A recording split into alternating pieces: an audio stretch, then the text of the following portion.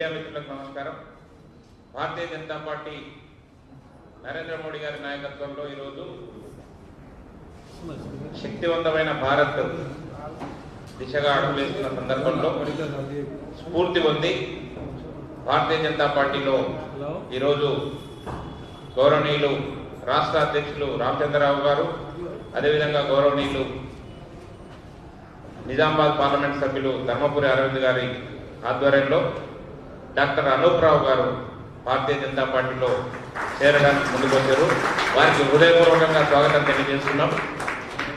వారు 1990లో ఎంబీబీఎస్ పూర్తి చేసిండ్రు. పోస్ట్ గ్రాడ్యుయేషన్ జనరల్ సర్జరీలో 1993లో, అదేవిధంగా ఏఏజీ హాస్పిటల్లో లాప్రోస్కోపిక్ సర్జన్గా పనిచేస్తున్నారు. Work for central government HOD department of general surgery at Singareni కాంగ్రెస్లో గోదావరిలో కూడా వారు పనిచేయడం జరిగింది. ప్రొఫెసర్గా కూడా వారు కరీంనగర్లో చీఫ్ ఎట్ కేమ్స్లో పనిచేయడం జరిగింది. అదేవిధంగా ల్యాండ్ మార్క్ సర్జరీస్ చాలా మటుకు వారు రిమోట్ ఏరియాలో చేయడం జరిగింది. వారిని సామాన్యులకి అతి దగ్గరగా ఉండే డాక్టర్గా పరిగణిస్తారు. అదేవిధంగా కోరుట్ల మెట్పల్లి ఐఎంఏ ప్రెసిడెంట్గా, కరీంనగర్ డిస్టిక్ ఐఎంఏ ప్రెసిడెంట్గా కూడా వారు పనిచేయడం జరిగింది. అదేవిధంగా వారు ఈరోజు చాలా ఇన్ఫ్లుయెన్స్డ్ పర్సన్. వారు నరేంద్ర మోడీ గారి ఆధ్వర్యంలో భారతీయ జనతా పార్టీలో చేరి భారతీయ జనతా పార్టీని శక్తివంతం చేసే దిశగా వారు ముందుకు రావడం భారతీయ జనతా పార్టీ స్వాగతిస్తుంది. వారిని సాధారణంగా వేదికపైకి రావాల్సిందిగా కోరుతున్నాం. రాష్ట్ర అధ్యక్షులు రామచంద్రరావు గారు వారిని కండువా కప్పి పార్టీలోకి ఆహ్వానించాల్సిందిగా కోరుతున్నాం.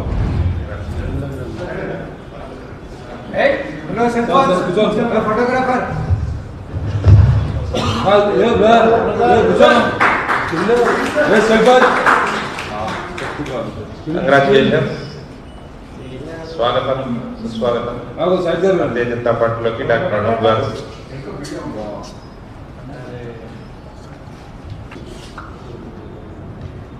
ఇప్పుడు మీడియాను ఉద్దేశించి మన రాష్ట్ర అధ్యక్షులు రామచంద్రరావు గారు మాట్లాడతారు. ముందుగా వారికి అత్యవసర పనులపైన బెంగళూరుకు వెళ్ళే అవసరం ఉంది కాబట్టి మిగతా కార్యక్రమాన్ని మన ఎంపీ గారు అరవింద్ గారు కొనసాగిస్తారు. ఆలోపు రామచంద్రరావు గారిని మాట్లాడాల్సిందిగా కోరుతున్నాను. డాక్టర్ అనూప్ గారు భారతీయ జనతా పార్టీలో చేరడం అనేది చాలా సంతోషమైన విషయం. తెలంగాణలో మేధావులు, విద్యావంతులు భారతీయ జనతా పార్టీ వైపు చూస్తున్నటువంటి ఒక పరిస్థితి మనం చూస్తాము. ఈరోజు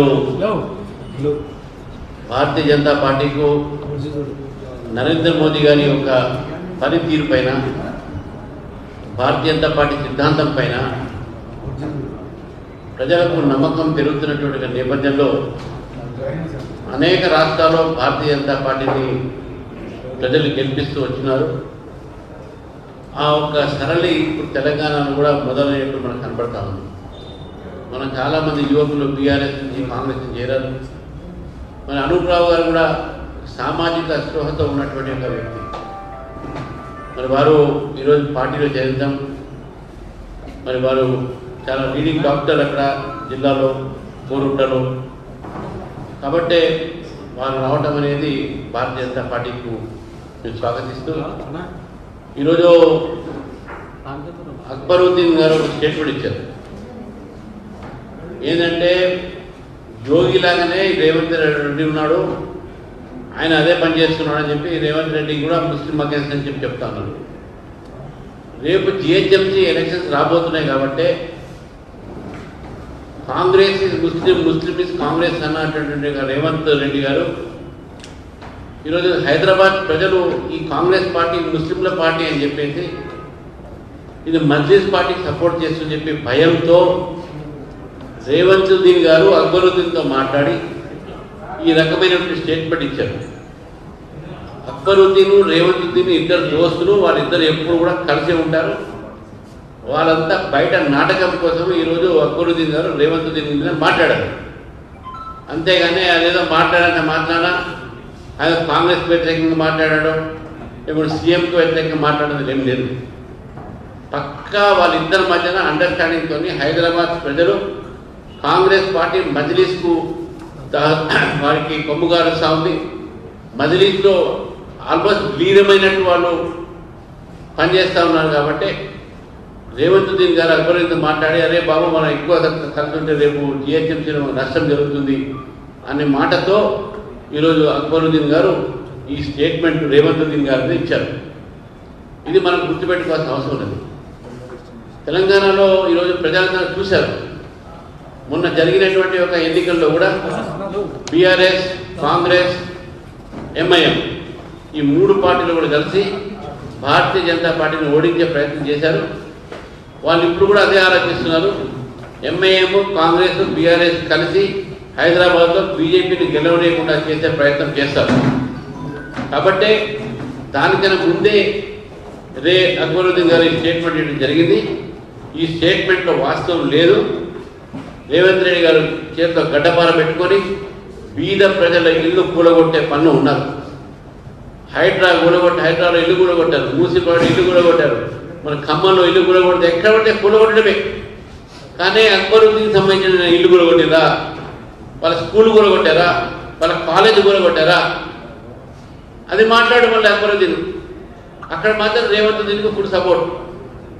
ఇద్దరు తోడు దొంగలు, ఇద్దరు కూడా ఈరోజు హైదరాబాద్ ప్రజలకు వాళ్ళంతా కూడా ఈరోజు మాయమాట చెప్పేస్తుంది. కాబట్టి ఇవాళ ఎంఐఎం నేత అక్బరుద్దీన్ మాట్లాడిన మాటలు ఇవి. అంతేగాని ఆయన మాట్లాడినంత మాత్రాన ఆయన కాంగ్రెస్కి వాళ్ళ దోస్తీ విడదు. వాళ్ళిద్దరు కూడా దోస్తులు, పచ్చి దోస్తులు. వాళ్ళిద్దరు కూడా ఈరోజు తెలంగాణలో హైదరాబాద్ నగరం గుండెకాయ తెలంగాణకు ఇక్కడ కబ్జా పెట్టుకోవడానికి ఈ నాటకాలు ఆడుతున్నారని చెప్పేసి కూడా హైదరాబాద్ ప్రజలు అప్రమత్తం కావాలని చెప్పేసి కూడా ఈ సందర్భంగా మీకు కోరుతా ఉన్నాను. Thank you. కవిత కేజ్రీవాల్ గారు కానీ కవిత కానీ వీళ్ళ పైన ఈరోజు డిశ్చార్జ్ పిటిషన్ కోర్టులో జరిగిన డిశ్చార్జ్ పిటిషన్ అది ఒక న్యాయపరమైన ప్రక్రియ. అది న్యాయపరమైన ప్రక్రియ. ఈ న్యాయపరమైన ప్రక్రియలో సిబిఐకు అదేవిధంగా వీళ్ళ మధ్యన అడ్వకేట్ మధ్య టెక్నికల్ పాయింట్ మీద డిశ్చార్జ్ అది సాంకేతికమైనటువంటి ఒక విషయాల పైన ఒక ముద్దాయి డిశ్చార్జ్ అయితే అది వాళ్ళు ఏదో అమాయకులని చెప్పడానికి వీలేదు. Discharge on technical grounds is not proof of innocence. మళ్ళీ చెప్తున్నాను, డిశ్చార్జ్ అది proof on the ground of technicalities is not proof of innocence. సాంకేతికమైనటువంటి ఆధారాల పైన కోర్టు ఒకరిని నిర్దోషిగా తేలుస్తే అది అమాయకత్వానికి వారి యొక్క నిర్దోషం కారు అని చెప్పడానికి అది ఒక పరిస్థితి కాదు.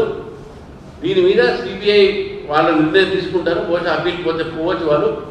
ఇది ఓన్లీ ట్రయల్ కోర్టులో జరిగినటువంటి నిర్ణయం. ఇది ఏదున్నప్పుడు కూడా దాంట్లో ఎటువంటి వాస్తవాలు లేకపోతే సెల్ ఫోన్ ఎందుకు కాలు పెట్టాలి, సిమ్ కార్డు ఎందుకు కాలు పెట్టాలి, కేజ్రీవాల్ గారి పాలసీని ఎందుకు మార్చుకోవాలి.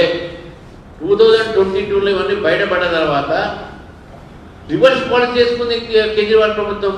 మరి అంత చిత్తశుద్ధిలో ఎందుకు చేసుకున్నాం? లాస్ట్ ఒకటే క్వశ్చన్ చెప్తాను.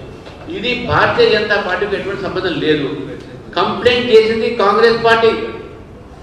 ఢిల్లీలో ఎక్సైజ్ పాలసీ మీద ఫస్ట్ కంప్లైంట్ చేసింది కాంగ్రెస్ పార్టీ ఆ 2022లో. తర్వాత 24లో ఈడీ సిబిఐ ఎంటర్ అయింది. కాబట్టి ఛార్జ్షీట్ ఫైల్ అయిన తర్వాత కొన్ని టెక్నికాలిటీస్, ఫస్ట్ టెక్నికాలిటీ నాకు ఇనీషియల్గా తెలిసిన విషయాలు ఏంటంటే ఏ డాక్యుమెంట్స్ పైన అయితే ప్రాసిక్యూషన్ రిలే అయిందో ఆ డాక్యుమెంట్స్ వాళ్ళు ముద్దాయికి సప్లై చేయలేదు. కాబట్టి అది టెక్నికల్ డిఫెక్ట్ ఉంది, కాబట్టి లీగల్ ఇన్ఫర్మిటీ ఉంది, కాబట్టి డిశ్చార్జ్ చేశారని చెప్పేసి నాకు మామూలుగా తెలిసినటువంటి ఒక ఏదైతే సమాచారం. కాబట్టి ఇందులో సంకలనం వేసుకుని ఎగరాల్సిన అవసరం లేదు. ఇంకా ముందు ముచ్చట పడ్డాయి. ఇప్పుడు మా అరవింద్ గారు దీనిపైన మాట్లాడుతాను. నేను అందరికీ కూడా పర్మిషన్ తీసుకుంటున్నాను. అరవింద్ గారు నాకు బెంగళూరు పోయేది మ్యారేజ్ ఫ్లైట్ టైం అవుతుంది కాబట్టి మీ అందరితో పర్మిషన్ తీసుకున్నాను. అరవింద్ గారు మాట్లాడుతున్నాను.